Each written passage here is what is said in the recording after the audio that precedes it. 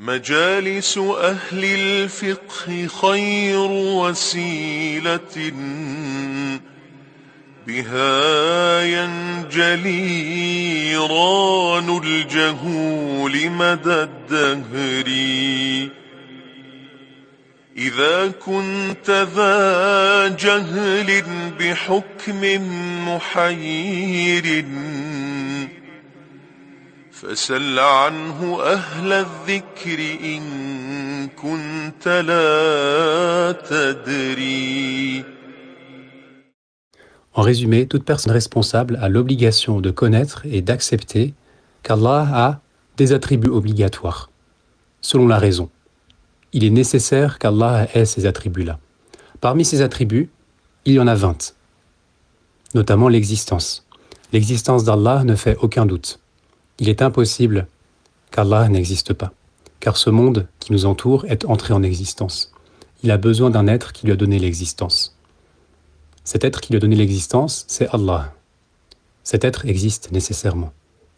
Allah n'a pas de début et n'a pas de fin à son existence. Son existence n'est pas précédée par le début, autrement dit.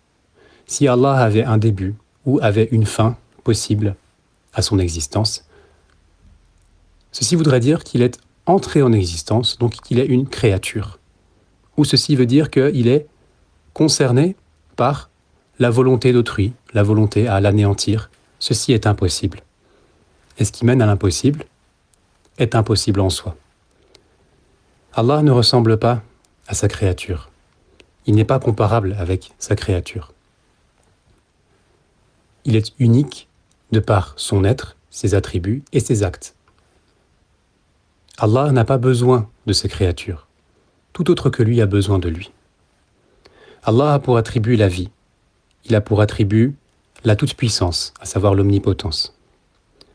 La toute-puissance, elle concerne toute chose qui accepte l'entrée en existence. Toute chose possible rationnellement, toute créature qui pourrait exister, elle est concernée par la toute-puissance d'Allah. Si Allah le veut, il crée telle créature. S'il le veut, il la laisse en état d'inexistence. S'il le veut, il anéantit une créature qui est entrée en existence. La volonté d'Allah est l'un des attributs rationnellement obligatoires le concernant. Notre raison témoigne qu'il a nécessairement une volonté. Sa volonté, c'est le fait de spécifier une créature, par son entrée en existence, à un certain moment plutôt qu'à un autre, d'une manière plutôt que d'une autre, à savoir selon des attributs de créature plutôt que d'autres attributs de créature, couleur, volume, forme et ainsi de suite.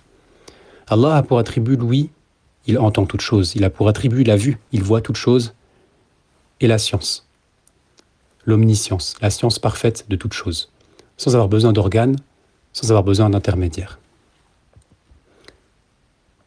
La parole d'Allah est l'un de ses attributs obligatoires.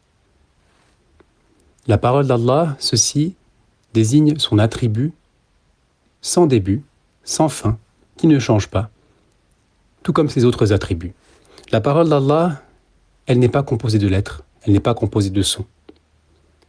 Le mushaf que nous tenons entre nos mains, les sourates que nous lisons, les ayats que nous lisons, elles désignent la parole d'Allah. Ces choses que nous prononçons, que nous écrivons, elles sont entrées en existence, mais elles sont une expression d'un attribut qui, lui, l'attribut, n'est pas entré en existence. L'attribut est éternel, sans début et sans fin.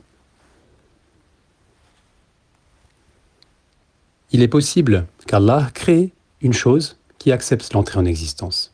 Il est possible qu'Allah laisse cette chose-là dans un état d'inexistence.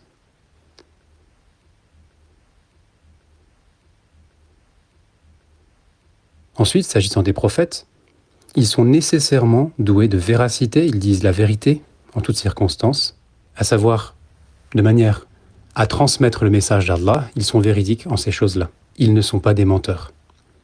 Les prophètes sont honnêtes, ils ne commettent pas de trahison. Ils ne sont pas non plus des personnes qui commettront des péchés de manière intentionnelle et au sens propre, ni des choses détestables les concernant.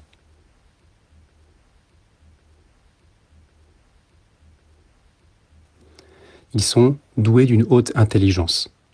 de sorte à surpasser la volonté des opposants à vouloir les contredire. Ils sont doués de transmission, ils transmettent toute chose qu'Allah leur a demandé de transmettre. Il est possible au prophète toute chose qui pourrait toucher n'importe quel être humain, d'entre les choses qui ne repoussent pas l'appel d'un prophète.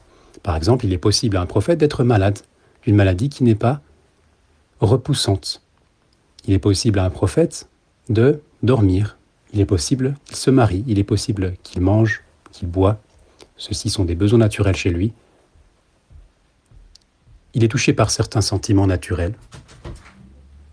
Ce qui est impossible concernant Allah et concernant les prophètes, c'est l'opposé des attributs obligatoires les concernant. Wallahu a'lam.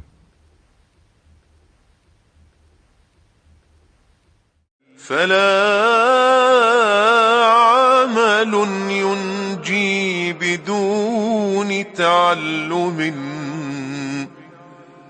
فقد قال فاعلم أولا منزل الذكر عبادتنا لله شرط قبولها موافقة الأحكام في العسر واليسر